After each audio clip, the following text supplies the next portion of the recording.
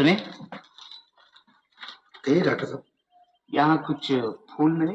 क्यों नहीं, मैं अभी भिजवा देता हूँ। शुक्रिया।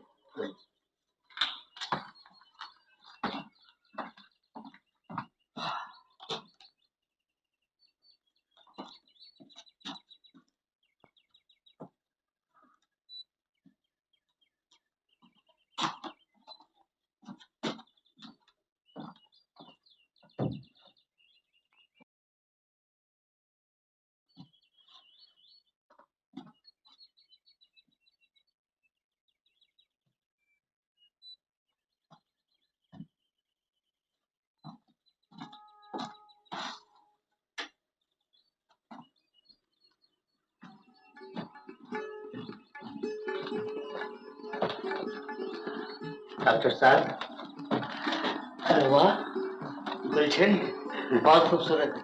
यहीं के हैं? जी हाँ। अब इन्हें रखा कहाँ जाए? जहाँ आपका जी चाहे। नहीं, बात यह है कि जरा आर्टिस्टिक ढंग से रखने पड़ेंगे। जिनके लिए मंगाया है वो जरा आर्टिस्टिक है, चित्रकार है और गाना भी बहुत अच्छा गाती है।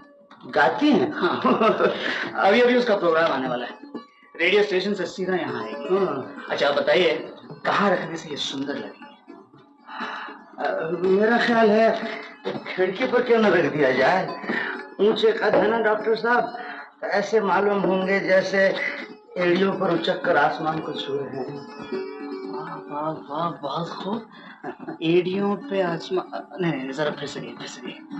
मैंने कहा कि इन फूलों के कद ऊंचे हैं ना, तो ऐसे मालूम होते हैं जैसे एड़ियों पर उचक कर आसमान को छू रहे हैं। आ जाने दो, सुना के हैरान करूंगा। किन्हें? जो आ रही हैं उन्हें? मैं जानता हूँ साहब कौन आ रही हैं। कौन आ रही? बाहर। जी हाँ डॉक्टर साहब, कोपले सर उठा के जब देखें कौन आएगा अगर बाहर नहीं, आंखें जब देखती हो दरवाजे कोई कह दे कि इंतजार नहीं।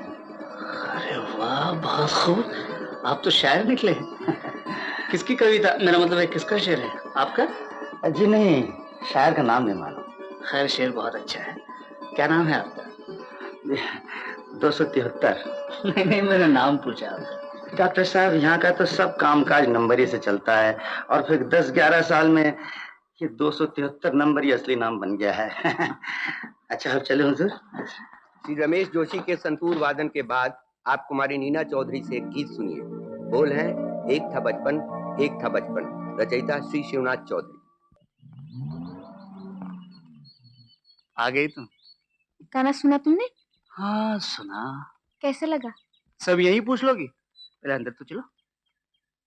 मैं तो गाना बंद होने के बाद 5 मिनट तक आंखें बंद करके देखता ही रहा। तुमने सुना भी? कीमी तारीफ किए जा रहे हैं। तुम्हें यकीन नहीं हो रहा? सच कहता हूँ नीना, वो जो तुमने अंतरे में कोमल नी लगाया था ना, वाह, वो तो क्लाइमैक्स था। बाकी वो रे गा धा सब मार खा गए। गधे ज्यादा है ना दुनिया में, इसलिए सब मार खा गए। वाह, मानना पड़ा। क्या? मेरा कुछ तो असर पड़ा, टेस्ट काफी सुधर गए। ये खूबसूरत फूल है। बस सिर्फ खूबसूरत? और क्या? अब इनका कद ऊंचा नहीं है, इसलिए तो खूबसूरत है। हाँ वो ठीक है, लेकिन इनका कद ऊंचा है इसलिए ऐसा लगता है कि ये एड़ियां उचक कर आसमान को छूना चाहते हैं खिड़की के पास। बाप रे, इतना फर्क आ चुका है। अभी तो तुमने ये नहीं पूछा कि कौन आने वाला है। मतलब कोपले सर उठा के जब देखे कौन आएगा अगर बाहर नहीं, दरवाजे जब पता नहीं क्या क्या देखें तो कहो कि इंतजार नहीं। वीरेन, तुम्हारी तबीयत तो ठीक है ना? क्या करें भाई, आखिर तुम्हारे काबिल भी तो बनाना है खुद को। कल शादी के बाद अगर तुम ये कहोगे कि तुम बड़े खुश्क मिजाज हो तो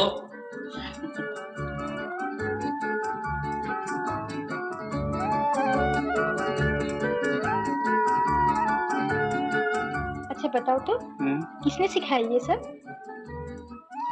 आखिर पकड़ा गया, इसी बात का डर था मुझे। 273। 273? वो कैदी है, यहीं कहीं है। कैदी जेल के बाहर आ सकते हैं क्या? क्यों नहीं आ सकते? कैदी कोई बाघ भालू तो नहीं जो हमेशा पिंजरों में रखे जाए। जेल तो एक हॉस्पिटल है, शरीर की बीमारी के लिए जैसे हॉस्पिटल है उसी तरह मन की बीमारी के लिए जेल भी एक जाने दो, फिर पकड़ा जाऊंगा और तुम यही कहोगे मैं किसी से सीख के आया। सच नहीं ना, बहुत अच्छा आदमी है, बहुत ही नेक है, तुम उनसे मिलकर बड़ी खुश होगी। चलो मैं उन्हें बुला। नहीं नहीं बीरेन, वो कुछ भी हो लेकिन कैदी है, न जाने कौन सा जुर्म किया हो। उसे देखते ही मैं सोचूंगी डाकू है या खूनी।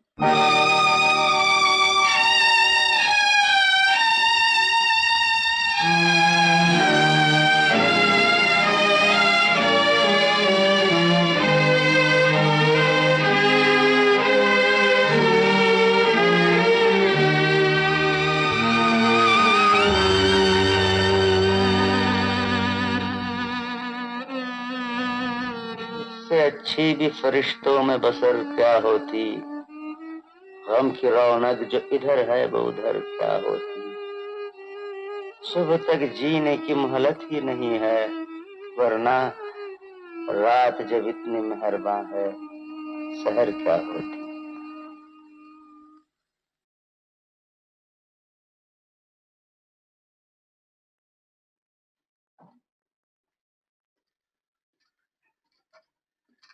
अच्छा हुआ तुम आ गए मोहन भैया, मुझे तुमसे बड़ी जरूरी बात करनी है। मुझे भी आपसे कई जरूरी बातें करनी है नीना के बारे में। खैर से बड़ी हो गई है, अब उसके ब्याह की चिंता भी रहने लगी है। एक लड़का चुना है मैंने, और सच पूछे तो मैंने भी क्या चुना है, उसने खुद ही पसंद किया है।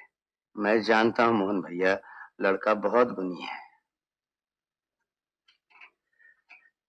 तुम डॉक्टर के बारे में कह रहे हो ना, लेकिन आपने कैसे जाना? मैंने बिट्टू को भी देखा उसी के साथ। तो क्या? नहीं नहीं नहीं, उन दोनों को कुछ नहीं मालूम हुआ, वो तो मैं समझ गया कि वो मेरी बिट्टू है। मोहन भैया, सचमुच जिस तरह पाल पोस कर तुमने उसे बड़ा किया है, शायद वो मैं भी नहीं कर सकता था। अब उसका भला बुरा मुझसे ज्यादा तुम समझते हो। अगर तुम्हें लड़का पसंद है तो फौरन कर दो शादी। आपके आशीर्वाद बगैर कैसे शादी हो सकती है? मेरा आशीर्वाद तो हर वक्त ही उनके साथ है।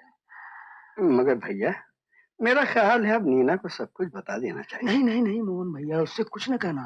मगर वो अक्सर आती है यहाँ, अगर आपको पहचान लिया तो वो मुझे कभी माफ न करेगी। और अगर वो ये जान गई कि वो खूनी की बेटी है तो ये गम वो कभी बर्दाश्त नहीं कर सकेगी। मोहन भैया, अपने किए की सजा मैं भुगत रहा हूँ, लेकिन मेरे किए की सजा मेरी बिट्टू भुगते ये मैं नहीं चाहता। आपने नीना को देखा ही है, उसे पहचाना नहीं? मैंने अपने कानों से सुना है मोहन भैया कि कैदियों से उसे कितनी सख्त नफरत है। लेकिन आप जब वापस आएंगे तब क्या होगा? जब कि तब देखी जाएगी। मोहन भैया, एक बात कहूं, बुरा न मानना, अब तुम मुझसे मिलने मत आया करो, कहीं डॉक्टर इन्हें देख लिया तो।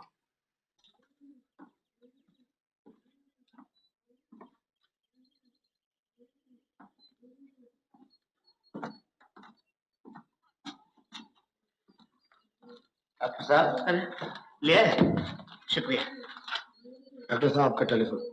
मैं भी आता हूँ। एक काम कीजिए, इसे जरा अंदर कमरे में रख दीजिए, और वो है ना वो बाहर, वो आ जाने वाली है, उन्हें जरा अंदर बिठा दीजिएगा, मैं भी आता हूँ।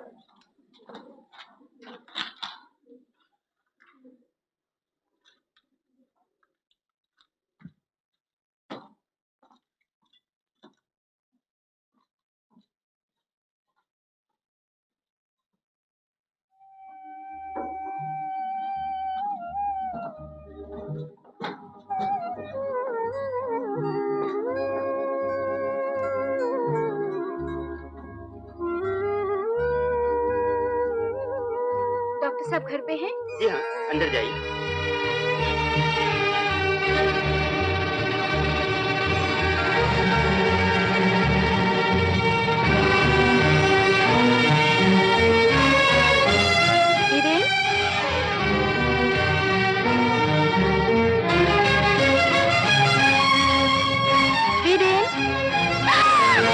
घबरा नहीं, मैं सिर्फ फूल देना आया था। डॉक्टर साहब ने कहा था तुम्हें फूल पसंद है ना। डॉक्टर साहब भी आ रहे हैं, तुम बैठो। नहीं नहीं, तुम ठहरो, वो अचानक देखा था ना इसलिए डर गई थी। डरने की तो बात ही है बेटी, खूनी जो ठहरा, कितना बड़ा पाप किया है मैंने। नहीं नहीं, वो तो सभी से हो जाती है। डॉक्टर साहब तो बहुत तारीफ करते हैं तुम्हारी। वो तो बड़े नेक आदमी है बेटी। किस्मत वालों को ऐसी संतान मिलती है। अच्छा चलता हूँ बेटी। नहीं नहीं, बैठो ना। बैठूं? हाँ हाँ। अच्छा।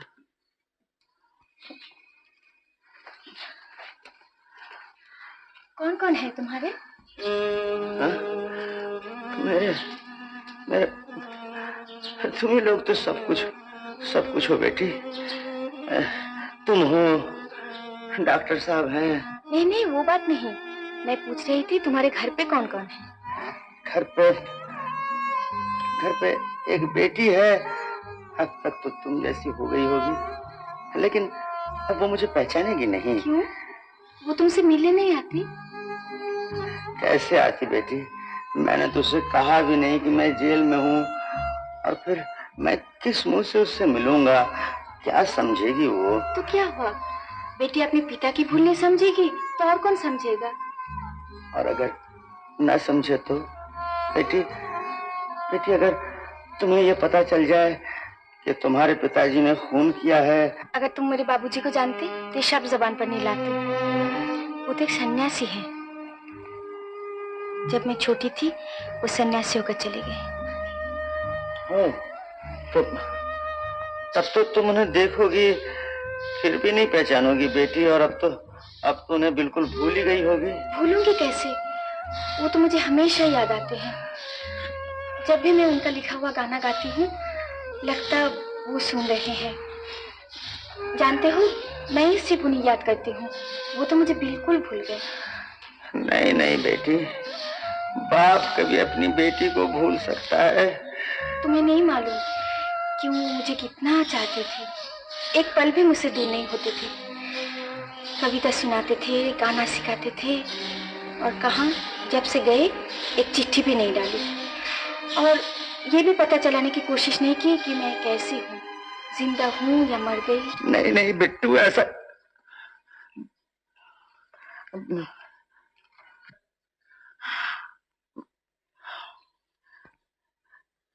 अच्छा बेटी, मैं चलता हूँ, डॉक्टर साहब आ रहे हैं, मैं चलता हूँ।